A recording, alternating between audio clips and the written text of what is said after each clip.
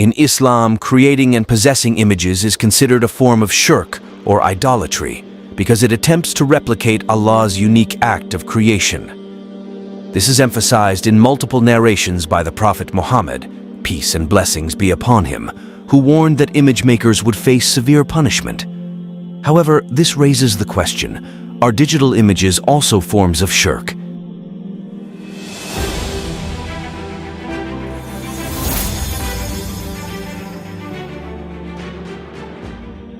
A physical photograph and a digital image stored on your phone's camera roll exhibit different characteristics.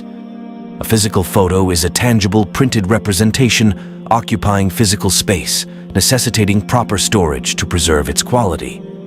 It exists in the physical world and can be touched and held. Due to its tangible nature, it can resemble a statue or idol, especially when prominently and permanently displayed. From an Islamic perspective, such a photo might be seen as an object of undue reverence, which is considered a form of idolatry in contexts where creating or venerating images is deemed blasphemous. Conversely, a digital photo, as found on your phone, exists as data, composed of bits representing pixel colors and brightness. These digital images are electronically stored in your phone's memory, whether internal storage or an external memory card, occupying digital storage space. This is the fundamental distinction between digital images and traditional tangible physical photographs. However, due to their unique nature as data stored on electronic devices such as smartphones, are static or fixed digital images considered haram or forbidden? Let's see what Sheikh Ibn Uthaymeen has to say about it. Sheikh Ibn Uthaymeen offers insight into this distinction, stating, regarding images created in a modern manner, they fall into two categories. The first category includes those with no tangible substance, like images on videotapes. These images are not subject to any prohibition. Hence, the Islamic scholars who forbid making pictures with cameras on paper, photographs, permitted this, video pictures, and said that there is nothing wrong with this.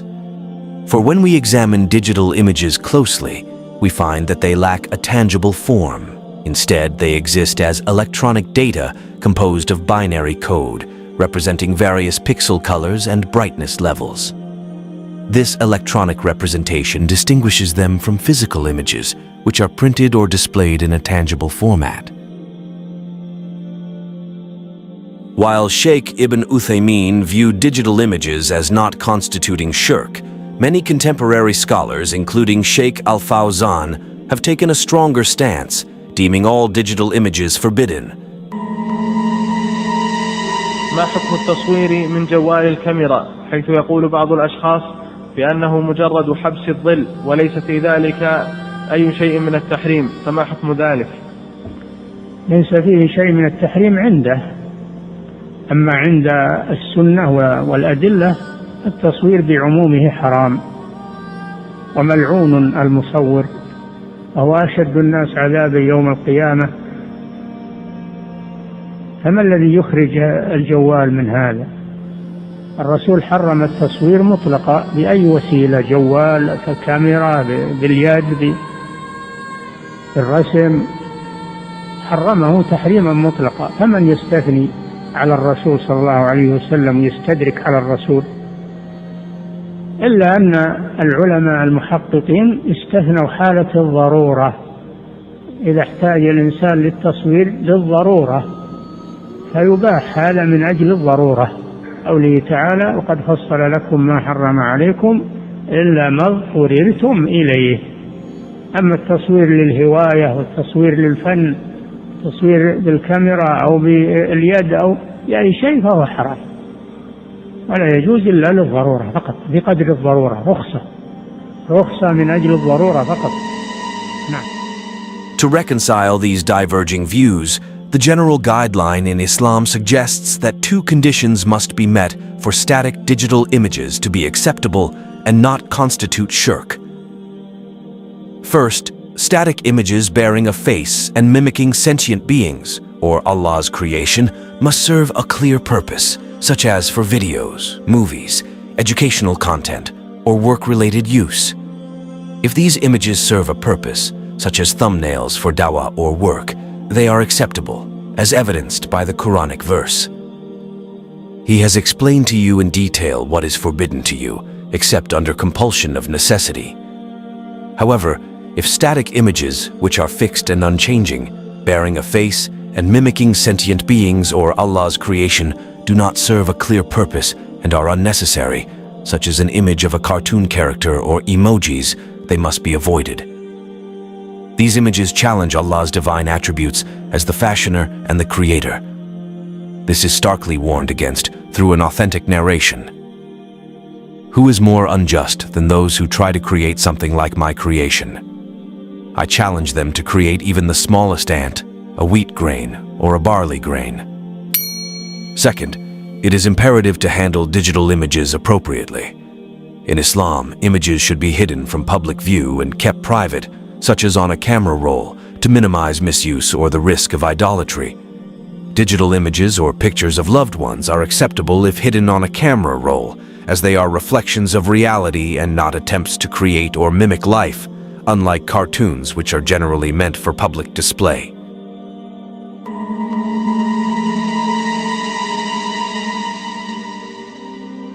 However, this raises the question, why are certain digital static images allowed to be stored electronically, such as digital pictures of families and friends, if kept on a camera roll?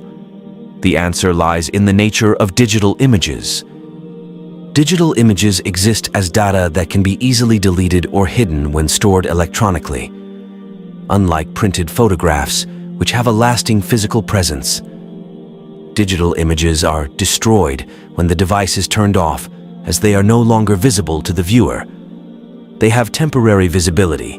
They are displayed on a screen only while the device is on and the specific file is accessed. When the device is turned off, the image data is not processed or displayed, making it visually non-existent and no longer visible or accessible. Allah's sovereignty and lordship extend even into the digital realm. He is the Lord of all worlds, encompassing everything in our reality and beyond, including all dimensions. Even the worlds we try to imagine and illustrate, Allah is the Lord of all these worlds. It is imperative as believers, we must uphold Tawheed by affirming Allah's oneness in worship, lordship, names, and attributes, while simultaneously rejecting any form of association, partnership, or similarity with Allah in these aspects. This dual approach ensures the purity and exclusivity of faith in Allah, maintaining the core principle of Islamic monotheism.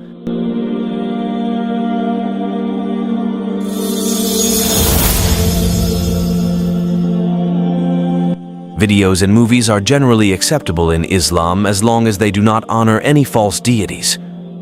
However, this raises the question, why are non-static images acceptable and do not constitute forms of shirk, whereas static images do? This distinction becomes clearer in the context of movies. Even though movies consist of images, they are generally acceptable in contexts where static images might be considered haram. This is because videos and movies are stored and processed as data. In digital filmmaking, each frame is comprised of digital data that represents pixel colors and intensity stored electronically without physical form. In both digital and traditional film formats, each image is quickly replaced by the next, effectively destroying the previous frame. Unlike static images, which may be tangible and considered haram in certain contexts, the digital nature of videos and movies represent images as data. This data, when played in rapid sequence, creates the illusion of motion rather than presenting static digital images. This fundamental difference allows videos and movies to be perceived differently under Islamic teachings, making them acceptable.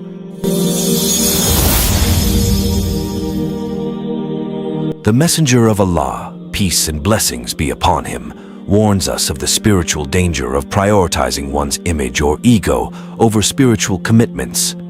While digital images stored on one's camera roll are not typically considered forms of shirk, concerns arise when we examine the intentions and purposes behind using these images as profile pictures on platforms like Instagram or Facebook. If individuals post these images solely to attract likes, followers, and approval from their online audience, it can lead to self-idolatry or vainglory, behaviors marked by excessive admiration for oneself and a devotion to one's own image.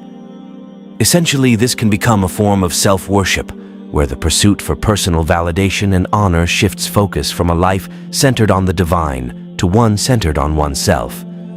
This shift towards self-centeredness does not align with Islamic values, which emphasize humility and the importance of seeking validation from Allah alone, not from the fleeting approval of the public. أيبتغون عندهم العزة فإن العزة لله جميعا.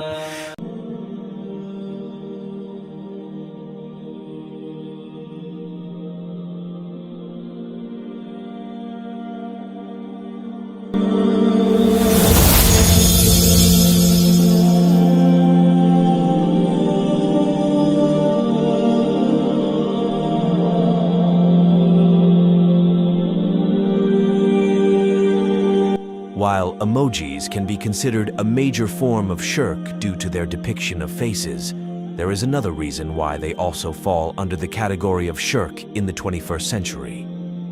Emojis are the digital representation of sigils from the ancient grimoire, the Lesser Key of Solomon. Sigils are central to the Lesser Key of Solomon, an influential 17th century grimoire steeped in the traditions of ceremonial magic.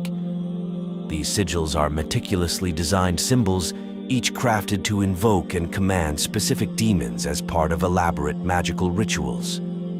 The practitioners of these rituals believe that the sigils hold significant magical power, capable of influencing spiritual realms and enacting change in the physical world. Each sigil's creation involves intricate designs that integrate various magical alphabets and are activated through specific ceremonial practices, underscoring their profound esoteric significance.